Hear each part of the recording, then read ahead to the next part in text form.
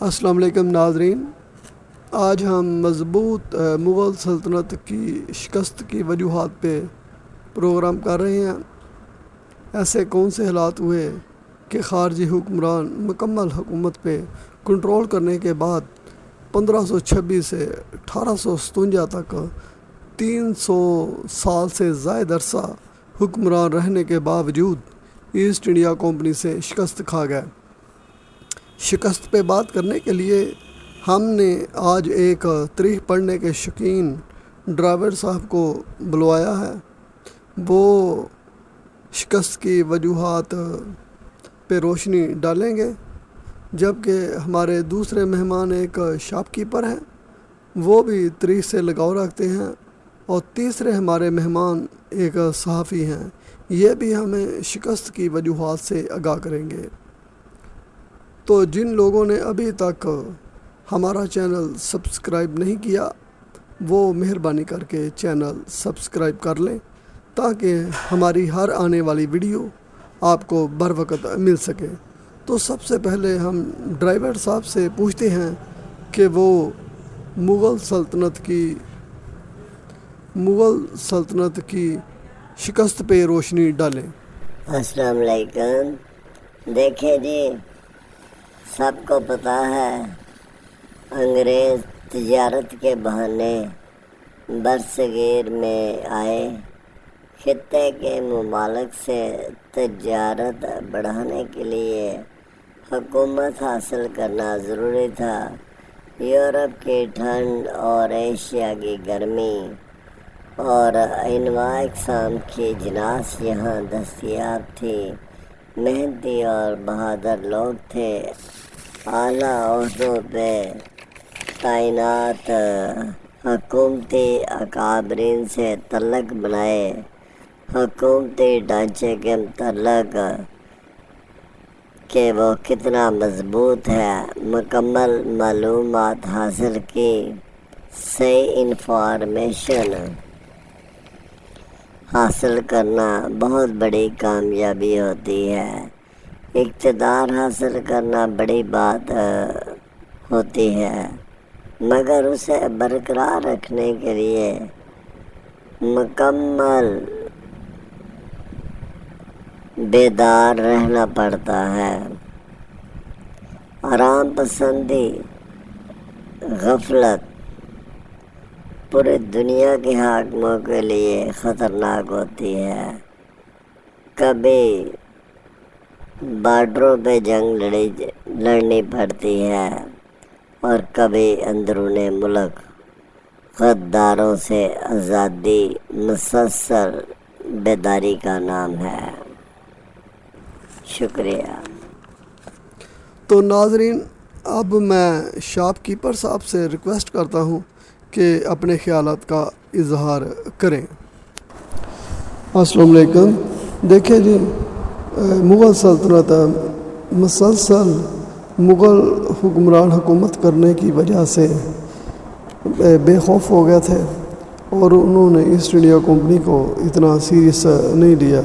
انہیں چاہیے تھا کہ ان کے نقل و حرکت پہ مکمل نظر رکھتے، انگریز کو بے ضرر سمجھنے کی وجہ سے اقتدار کے ایوانوں میں آنے جانے کی آزادی ملی رہی، اور وہ اپنے اعتماد کے بندے اہم عہدوں پہ تعینات کرواتے گئے، اور مغل سلطنت کو مکمل اپنی نگرانی میں آہستہ آہستہ کر لیا، اور مغل بادشاہ پردیسیوں پہ اعتماد کرتے گئے۔ مغل بادشاہ کو ان کے مشیر سب اچھا کی رپورٹ دیتے گئے، اور وہ شعر و شاعری اور درویشی کی طرف راغب ہوتے گئے۔ ان کا حلقہ احباب شعر و شاعری سے لگائے رکھنے والوں تک محدود ہوتا گیا، اور اعلیٰ عہدیدار انگریزوں کے وفادار بنتے گئے۔ انگریزوں کی سلطنت عثمانیہ کے ساتھ جنگیں مسلسل جاری تھی، اور اس خطے سے سلطنت عثمانیہ کو مدد پہنچتی تھی۔ سلطنت عثمانیہ اس وقت بہت بڑی طاقت تھی۔ ان کی ہمدرد مغل سلطنت کو شکست دے کر انہوں نے سلطنت عثمانیہ کو کمزور کر دیا۔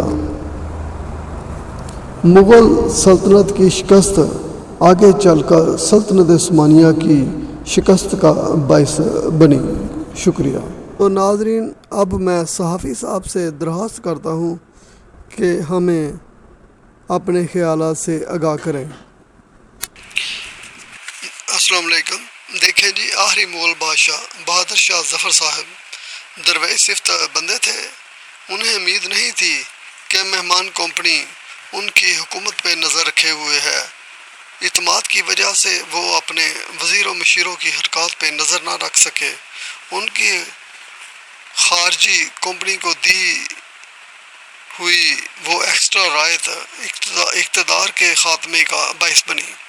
انگریزوں نے پہلے مغل سلطنت کو اندرونی طور پہ کھوکھلا کیا۔ جب کہ جنگ ہوئی تو مغل بادشاہ غداروں کے رحم و کرم پہ تھے۔ اب اس طرح دریا دلی کی وجہ سے مغلوں کو شکست ہو گئی اور مغلوں کو بے دردی کے ساتھ قتل کیا گیا، اور بہادر شاہ ظفر کو باقی زندگی رنگون کے قیدی کے طور پہ گزارنا پڑی، اور بے بسی اور لاچاری کا اظہار انہوں نے اپنی شاعری میں کیا۔ جبکہ برصغیر میں نظام لوہار نے اپنے ہنر سے بندوق بنائی اور اپنی بہادری اور جرأت سے انگریز حکومت کو برصغیر کی عوام پہ ظلم و ستم سے روکا اور انگریز حکومت کے خلاف مزاحمت کی راہ اختیار کی۔ اس طرح ایک طرف بہادر شاہ ظفر کی بے بسی کی شاعری اور دوسری طرف نظام لوہار دلیری اور جرأت سے انگریزوں کے خلاف لڑتا رہا، اور نظام لوہار خوف کی علامت بن گیا۔ انہوں نے اس کو پکڑانے والے کے لیے انعام، زمین اور پیسے بھی رکھے۔ نظام لوہار 1835 میں پیدا ہوا اور 1877 میں فوت ہوا اور قصور میں دفن ہوا۔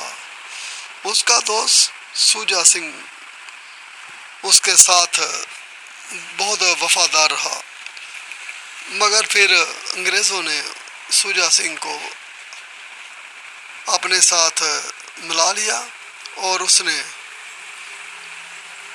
غداری کی اور نظام لوہار کو پکڑوا دیا، اور نظام لوہار اس طرح شہید ہو گیا۔ نظام لوہار کے جنازے میں شرکت کرنے والے کو 2 روپے ٹکٹ رکھی گئی، تو تقریباً 17,000 کے قریب لوگوں نے جنازے میں شرکت کی اور 34,000 کے قریب انگریزوں کو وہ فیس کی مد میں پیسہ اکٹھا ہوا، اور یوں جس نے غداری کی اسے کوئی انعام وغیرہ تو نہ ملا، البتہ اس کی والدہ نے اس کو موت کے گھاٹ اتار دیا غداری کرنے کی وجہ سے، کیونکہ نظام لوہار پورے پنجاب کے لوگوں کے لیے لڑ رہا تھا۔ تو اس طرح ایک طرف تاریخ ہمیں بہادر شاہ ظفر کی شاعری کی صورت میں سبق دے رہی ہے، اور ایک طرف نظام لوہار کی جرأت اور بہادری کی صورت میں ہمیں درس دے رہی ہے۔ مرضی ہماری اپنی ہے، ہم جو مرضی راہ اختیار کریں۔ شکریہ۔ تو ناظرین، صحافی صاحب نے بہت اچھا ایکسپلین کیا ہے۔ ریاست کو اپنی آزادی برقرار رکھنے کے لیے مسلسل حالت جنگ میں رہنا پڑتا ہے۔ جب ہر طرف سکون نظر آ رہا ہوتا ہے، کہیں کوئی طوفان خاموشی کے ساتھ پروان چڑھ رہا ہوتا ہے، ریاست کے اندر موجود لوگوں کی حرکات پہ مسلسل نظر رکھنے کی ضرورت ہوتی ہے۔ انسان کہیں احترام، کہیں حیا، کہیں سادگی اور کہیں غفلت اور کہیں بزدلی کی وجہ سے غلط فیصلے کر جاتا ہے، اور کل کو ان کے غلط فیصلوں کا خمیازہ بھگتنے والے عوام اس وقت زندہ باد کر رہے ہوتے ہیں۔ ماضی کی حکومتوں کے انجام دور حاضر کے حکمرانوں کی رہنمائی کر رہے ہوتے ہیں۔ ماضی کی شان و شوکت اپنی جگہ، مگر دشمن سے جنگ حاضر قوت سے، طاقت سے لڑی جاتی ہے۔ بہادر شاہ ظفر صاحب 7 نومبر 1862 کو وفات پا گئے۔ کتنا ہے بد نصیب ظفر، دفن کے لیے 2 گز زمین بھی نہ ملی کوئے یار میں۔ تو میں بات کو سیریس کرتے ہوئے اختتام کی طرف لے کر جاتا ہوں۔ پھر ملیں گے کسی نئے ٹاپک کے ساتھ۔ شکریہ۔